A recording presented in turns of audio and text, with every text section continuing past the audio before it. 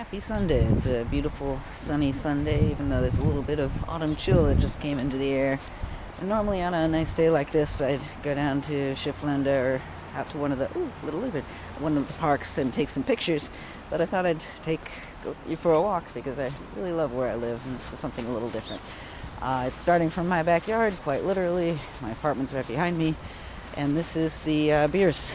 This is the river. It's a much smaller river than the Rhine, as you can tell. It flows into the Rhine, and during the summertime, people are out here on the shores or taking a dip in the lake in order to cool off.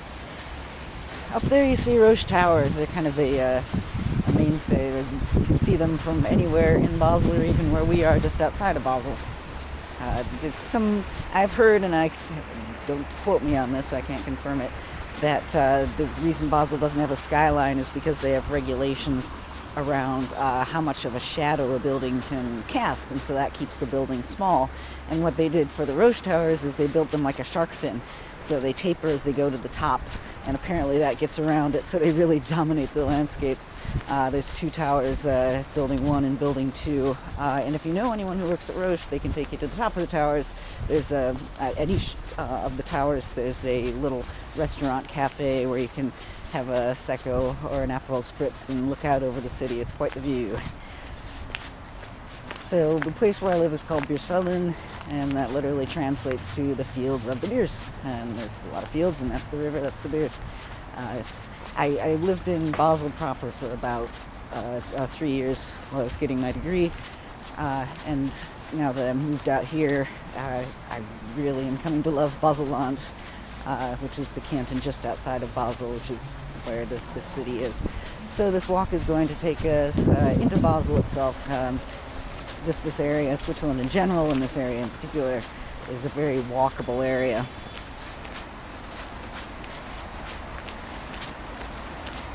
It's also very dog friendly. You see a lot of dogs. At the moment, it's kind of, once again, like I said, autumm has hit, so that's why you see fewer people out here now. But during the summer, it's just packed with dogs, and definitely even in the morning, any time of year, people are walking their dogs. About half and half on leash versus off, but they are the best behaved off leash dogs I've ever seen. They have their eyes only for their owners.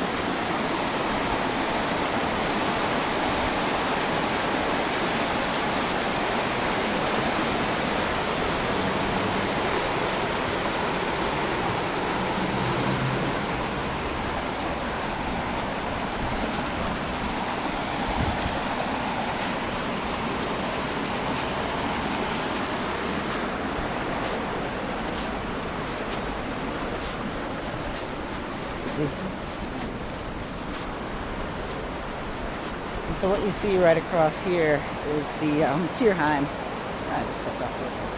That's the Tierheim on the Birs. The Tierheim literally translates to animal home. They do adoptions, and they also do animal care and boarding. And when they say animals, any kind of animal you might potentially keep as a pet. So the regular dogs and cats, lizards, snakes, turtles, rodents. I have 3 mice, and when I'm away for more than a couple of days, I take the mice there to get them boarded, and they stay in a very big terrarium with a lot of sort of stimulating stuff to play with and to gnaw on and clamber around on. It's expensive, but they're well cared for. It's a very nice thing to have in the area. Kitty corner from where I live.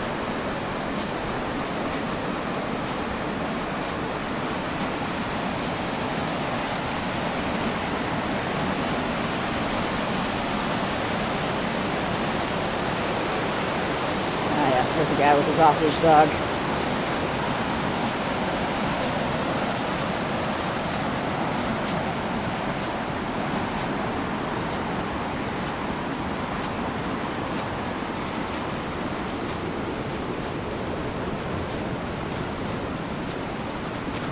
Let's see.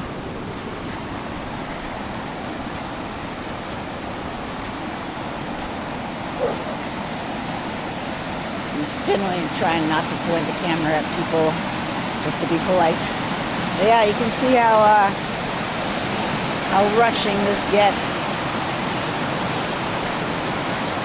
as we get closer to the to where it meets the Rhine. So there's a park here right at the point where it meets the Rhine, and they have sometimes festivals here, you know, little, just kind of little local things, little local music festivals, little local food festivals, and then at any weekend you'll have people just out here partying and drinking and just having a good time. During the summer, once again, people flock here to cool off. Fewer people here during the winter, but even during the winter you'll see people who are swimming in the Rhine or kayaking in the Rhine. There's always those people who get into a very cold river.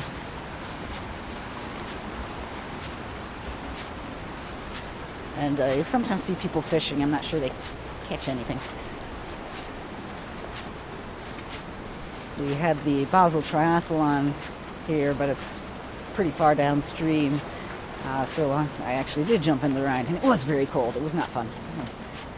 But during the summertime, once again, people take these dry bags that are shaped like fish, and they put their stuff in it, their belongings in it, roll them up and close them, and they serve as sort of flotation assistance device because they're very buoyant. They're called wickelfish. And you just jump in the Rhine and float downstream and have a, you come out, and there's an area around the Mittelbrücke, the middle bridge, where you have a bunch of pop-up cafes and shops and stuff, and people just get out and have a Prosecco or a Aperol Spritz or whatever, after coffee, after they've been cooling off in the Rhine. It's really cool. It's really nice to do. And yeah, during the summer you'll just see that the Rhine is just thick with people and the wickelfish floating down the Rhine.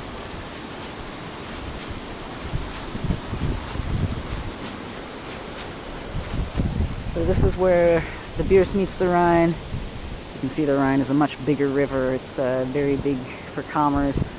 You have a lot of barges on the river. You have a lot of pleasure ships. And then there's just upstream of it a little bit, there's a power station, a hydroelectric power station. And there's a bike path that goes over that, bike, pedestrian, etc. And then there's a park that's actually on the same little atoll as the power station. It's very cool. There's pretty much no motor vehicle traffic, and you can get to Germany there. Basel's kind of up at this little tip, and it's surrounded by France and Germany.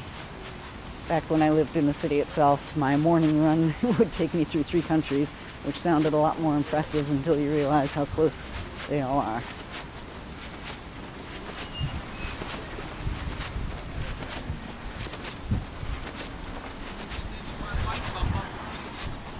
And Basel is also a very bicycle-friendly place. I commute by bicycle, I run errands by bicycle.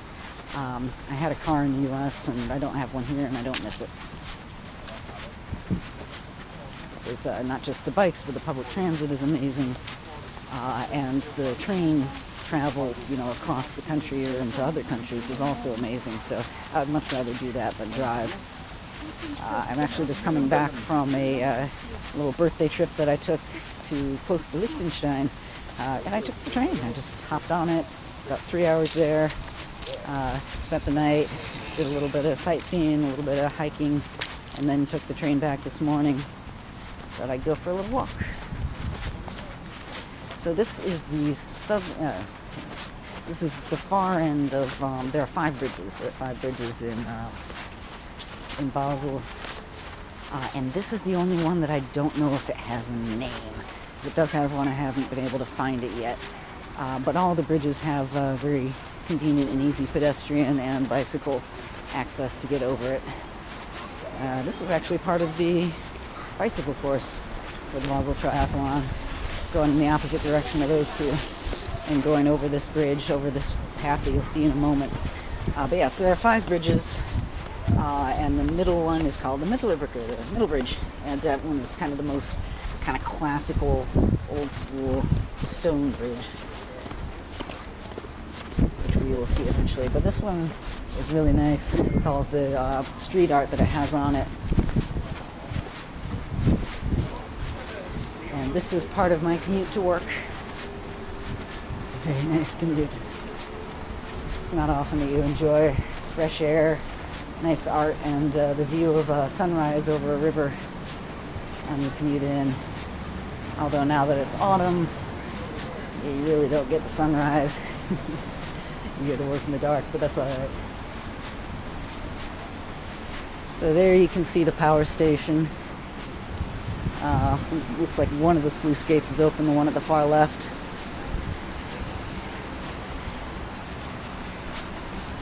And you'll see it come into view eventually, but there's locks all the way on the far right. And the locks honestly aren't very big. I've seen barges go into the locks and just like scraping the sides. It's pretty amazing to see.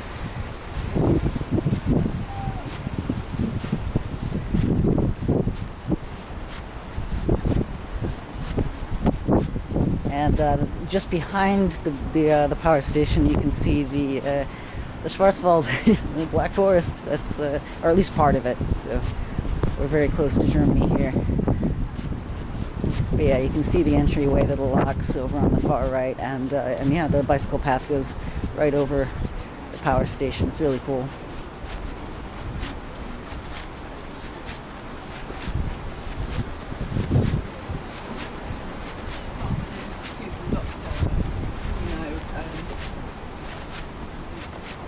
It is very odd to overhear people speaking English here, I will say. Basel is a small city, but it is fairly multinational for how small it is, partly because of its location, and then also it has some multinational businesses. Two in particular, it's got two of the big pharma companies in it. It has Roche and Novartis, and you have a lot of people, a lot of foreigners, including me, who work in the pharma industry. But I do normally hear, I won't even say mostly German, but I hear, mostly Swiss German, but sometimes Italian, French, German, High German, Arabic, Farsi. You hear a lot of different languages going on here. Definitely not a homogeneous population.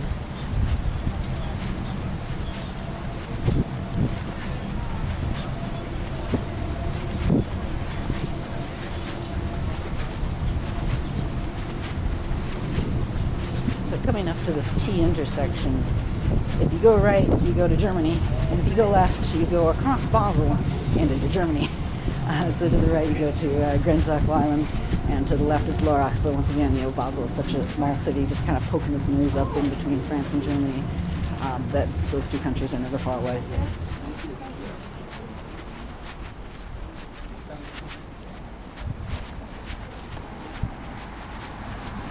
So here we are passing underneath the part of the bridge that services car traffic. It's a pretty major freeway, but you wouldn't know it from walking around. It does a very nice job of separating out the foot traffic, the bicycle traffic, and the car traffic. There are signaling lights just for the bicycles. So, when I'm coming back, I go over the bridge on the car side of things, but in the own dedicated bike lane with my own dedicated bicycle signals, which is really engineered well. It works like magic. It's great. More off-leash dogs, more very well-behaved dogs.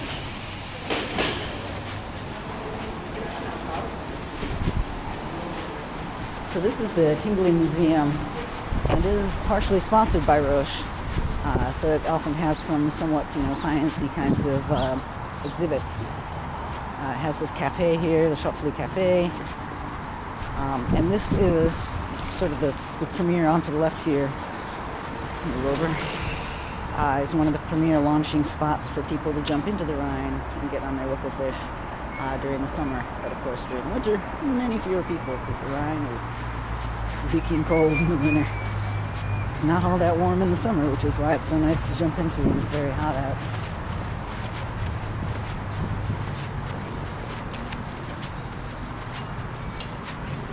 So this museum is a modern art museum, and I'm not much one for modern art, but it does have some cool stuff outside, which we'll see in a moment. In fact, we'll get away from this is the Rheinweg that we're on right now, the little path that goes up and down the Rhine.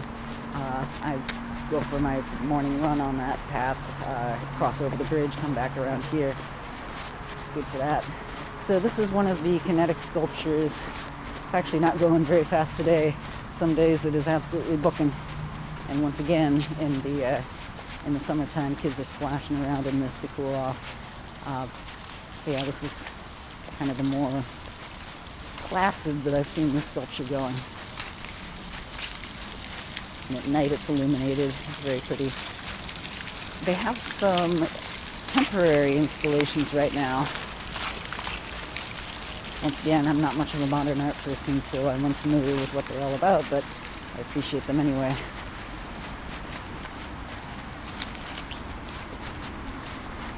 And then I always do a double take on this one because it's a foot. But until you look down at the toes, it sure doesn't look like a foot. And yeah, you can see the two Roche towers here. That's Tower 2 on the right, and you can see the shark fin shape of it. Tower 1 has sort of its backside to you, but if you look at it from the other side, because they're turned 90 degrees to each other, you'll see that it's also a shark fin.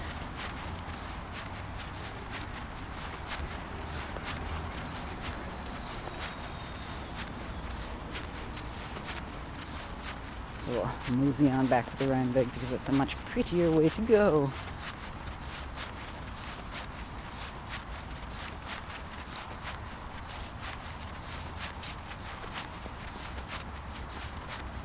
It's been a very hot summer, but just definitely getting the winter cool, the autumn cool coming in, which is nice. I really love the autumn. It's my favorite time of year. And during the autumn, they have these autumn festivals here, which have booths that sell local crafts and local food and local drink.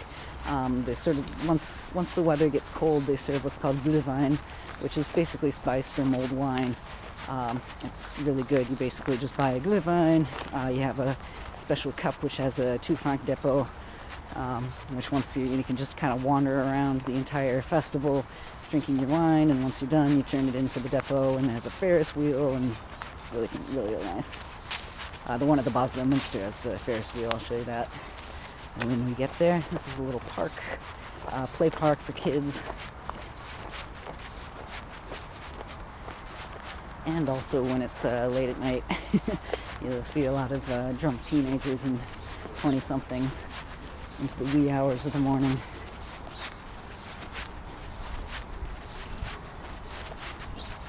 So we are back to the Rheinweg. It's a multi-use path. Bicycles, rollerblades. You see a lot of those cargo bikes. And we saw one up earlier. Because that's kind of the common way that people take their kids to school, is they put them on cargo bikes and bike them in. And there's special parking at work for people with the cargo bikes, so they drop their kids off at school, and then they bring their cargo bikes into work and park them in the designated parking spots. And it's so much nicer for a kid, I think, than a car, because they can get out into the air, breathe the air. Parents know that they're safe, and then once again, it's really a very bicycle-centric culture. There's a lot of these kids, you see very, very, very young kids on bicycles, and so often they take over once they're over a certain size and bicycle themselves to work, or bicycle themselves to school, or kick scooter themselves. Kick scooters are also very popular, but just you see these tiny little kids who are just very confident on bicycles.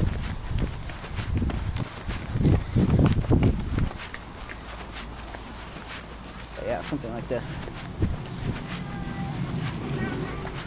You can see it's very little kids, because once they're older, they get bikes of their own.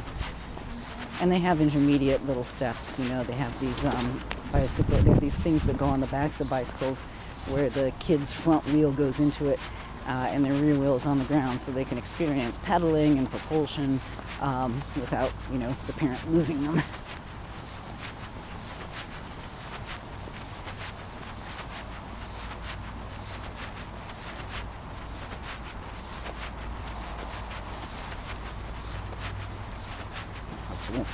Getting really warm in the sun.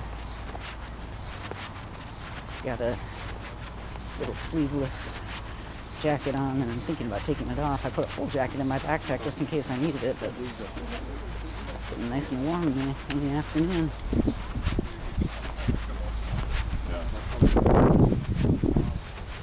Mexican dogs. See, everybody loves their dogs.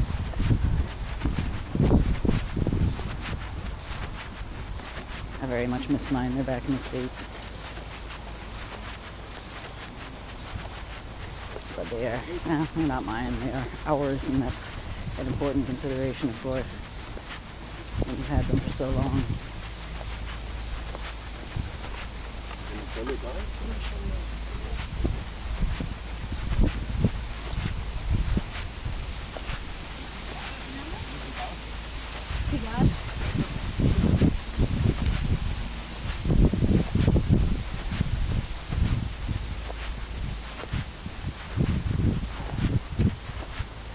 So we're heading towards the next bridge, which is the Wettstein Bridge.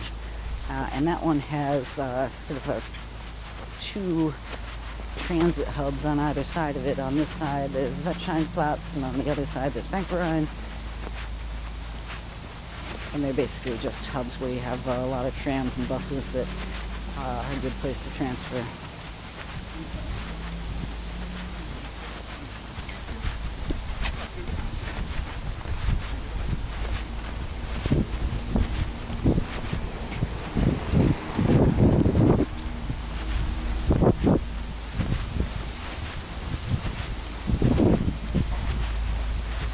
Public tennis courts on the right, and they are both regular and clay courts, if you're into that. And this is something that during the summer you see a lot more of, but you see these little pop-up cafes. These are the kind of ones I was talking about. This one's selling mostly coffee, but they all have pastries and other kinds of drinks as well. See what's painted on the ground, Velostrasse. This is a dedicated bicycle street, so cars are allowed, but bicycles are prioritized.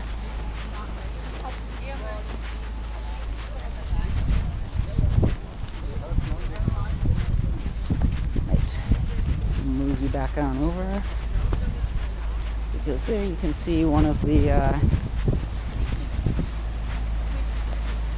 people ships. So a lot of times, especially on Sundays, these are brunch ships where they serve you brunch, and you just kind of go up and down the Rhine. They also have some party boats in the evenings, and particularly for Swiss National Day,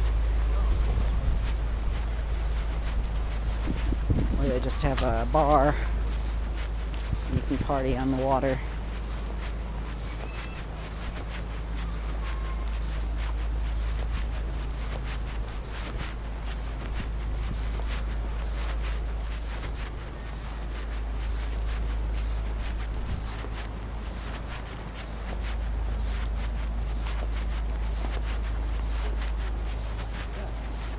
And what you'll see here is one of the ferries, which I've actually never used one, but it's sort of one of the things that you can do as an experience. It's tethered to these big steel cables that stretch across the Rhine, and it basically uses the Rhine for propulsion. So you're tethered to the cable, and you just let the river drag you, and because of the cable, it drags you across instead of down.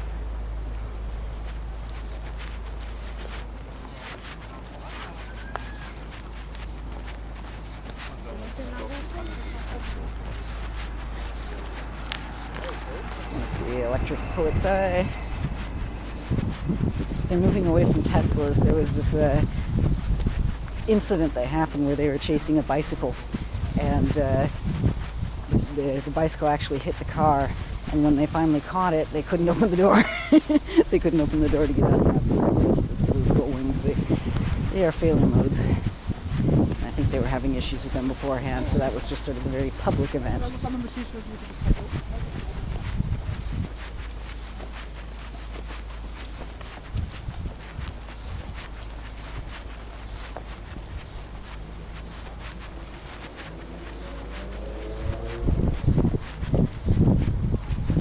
Again, one of these pop-up cafes, and they're usually based on, cars or small trailers that have been converted.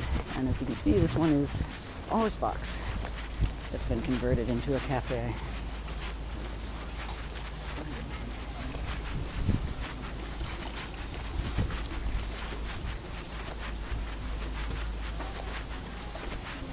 So you saw that dude taking a picture of the Basilisk fountain. And the fountains in Basel are all potable. They're all potable water. Sort of a very big thing here. I think of water as something everybody should have access to. So if you see a fountain in Basel, you can drink the water. You see people filling their water bottles from them, just drinking straight from the tap. And the basilisk is the official animal of Basel, which I think is quite cool. I have a tattoo of a basilisk because of that.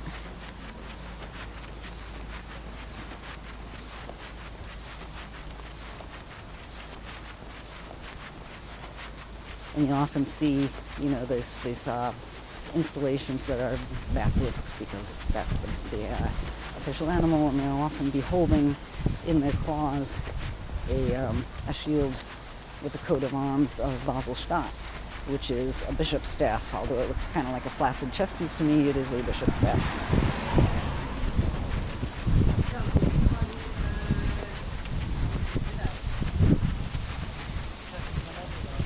The cantons are kind of like states, but they're also kind of like counties. They're their own animal. Basel-Stadt is an unusual canton in that it has only one city in it. So Basel-Stadt and Basel the city are one and the same.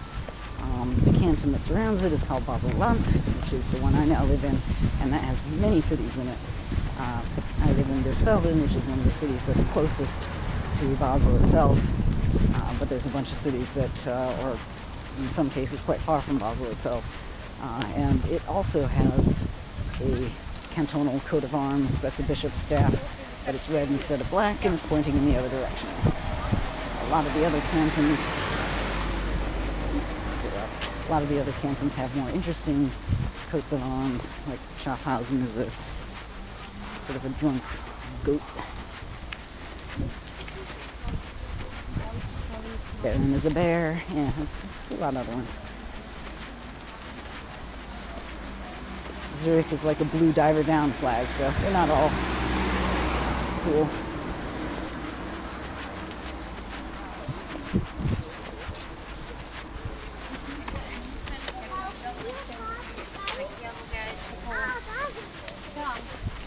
And there it says Basel bleibt sauber, Basel stays clean. That's the communal trash can. Once again, during the summer, on a weekend, people are out drinking and eating, and those things fill up. So this is the Wettsteinbrücke, the Wettstein Bridge, and it handles multi-traffic a little bit differently than the bridge we just went across. So it has trams in the middle. On the outside of the tram tracks, it has cars, and then there's sort of a kick-up curb, and then there's a lane for bicycles, electric scooters, other, sort of two-wheel propellances, and then there's another kick-up, and that's for pedestrians. So it kind of has lanes for each mode of transport that are somewhat physically protected from each other. It's very nice.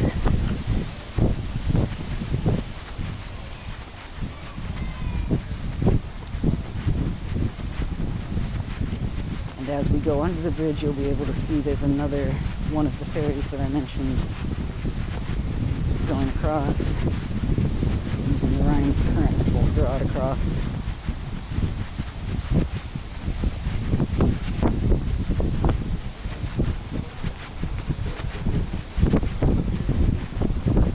And that is, like I said, is one of those modes of transport that I haven't taken, so I don't know how much it costs.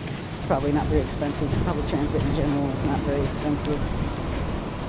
I have a yearly pass which lets you ride for free on all public transit in the sort of the Basel area, and also some of the lines that go in France and Germany, like the lines that go to Lark, are also covered by this.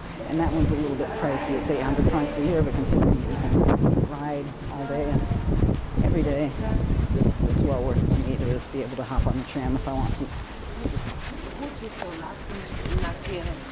Usually a one-way pass is something like a 3 francs or something like that. And then you can buy a day pass or a weekend pass, and those are well worth it if you're going to be here for a day or a week. So if you look over here, you can see the Basel Münster, and that's the cathedral with the diamond on the roof, the diamonds on the roof and the two towers. And there's sort of a little place there, a little area that gets used for events. So during the summer, there's a big screen that goes up there, and they screen movies outdoors. It's the Allianz Theater. And then during the winter festival and during the Christmas markets, they're up there as well. And that's the place that during the autumn festival, they have a big Ferris wheel. And it's definitely worth going up on because you get this beautiful view of the entire city. It's probably the only place you can go to that's higher than the Rouge Towers because the Münster's up there a little bit. So we're getting to a much busier part of it. This is the Mittelbrücke, which is the middle bridge.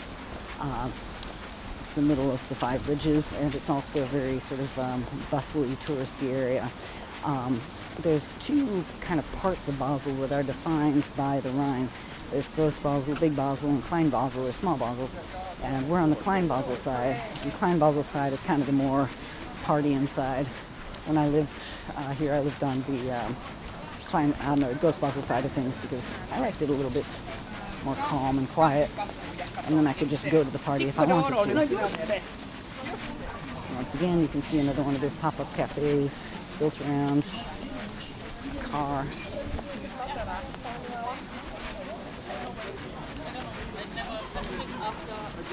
Public toilets, which once again, see a lot of use.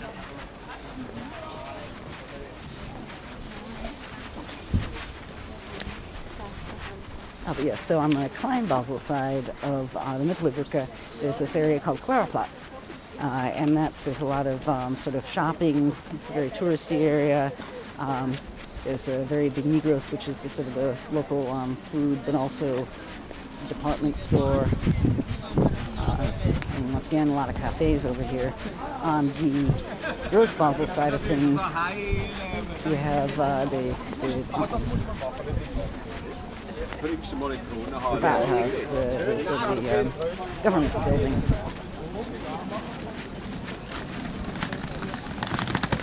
And you also have Marktplatz, which is once again it's sort of an area where not even just on the weekends, but every day they have pop-up, almost like a farmer's market kind of thing, where people are selling flowers and they're selling food and they're selling cheese, produce, a lot of stuff. It's once again, it's worth a swing by if you're ever here, touristy kind of thing.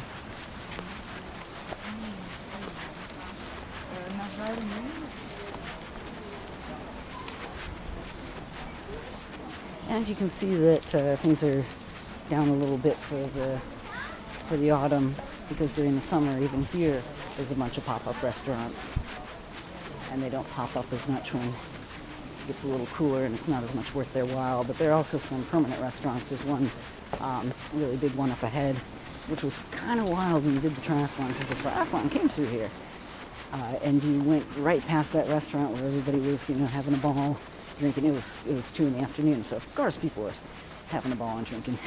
And you're just like, please don't step out in front of me.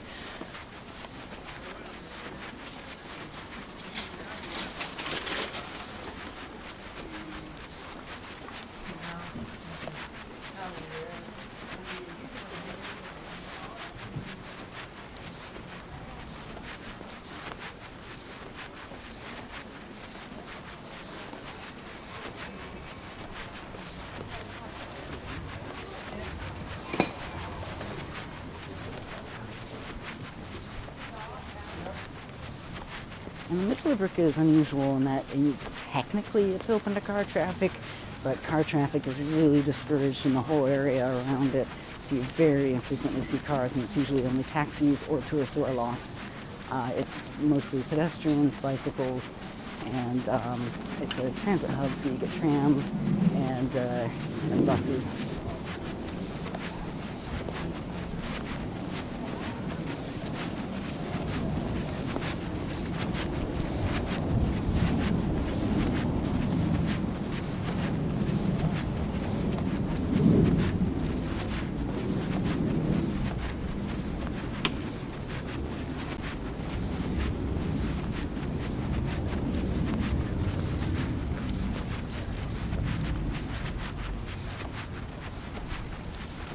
during the winter time, no, starting in the autumn, going through the winter, you get swans here. And everybody gets very excited. Oh, the swans are so beautiful. They're aggressive little fucks.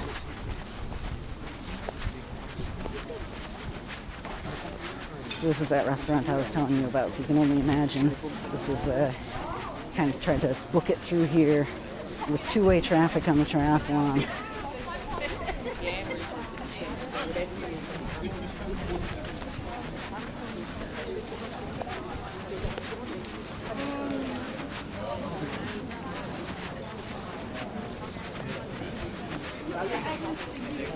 Restaurant often? Of course it is.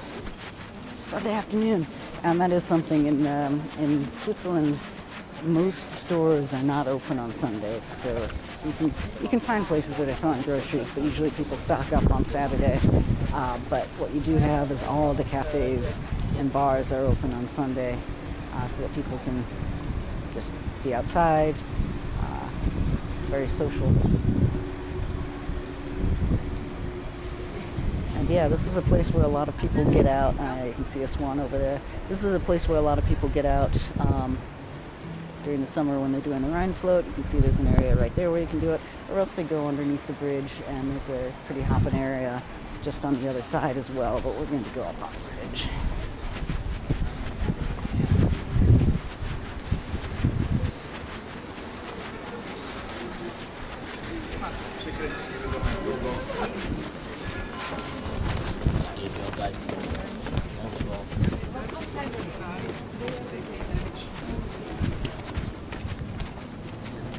Yeah, it's getting warm. I'll probably take off my jacket once I'm done with this little walk.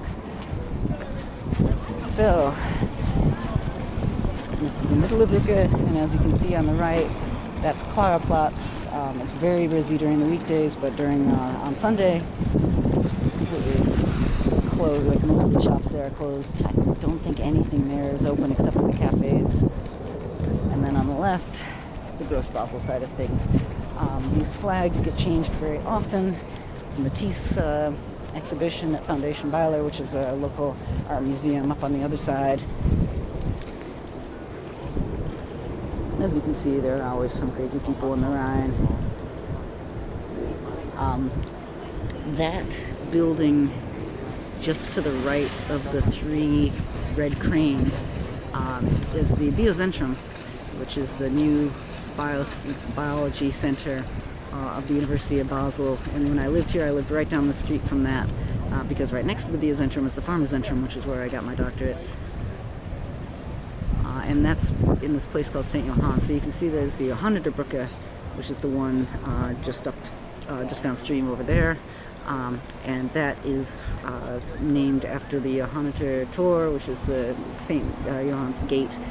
This used to be, an old city with old city gates, with a proper wall around the city, a proper walled city, and it had a couple of different gates. So it had this St. Johann's Tor, had St. Albans Tor over closer to where I live, and there's a big park there, the Johanniter Park, where once again, there's so many parks around here, and they're a wonderful place to hang out at any time of year, but often during the summer when it's just nice and cool to lie on the grass under the trees.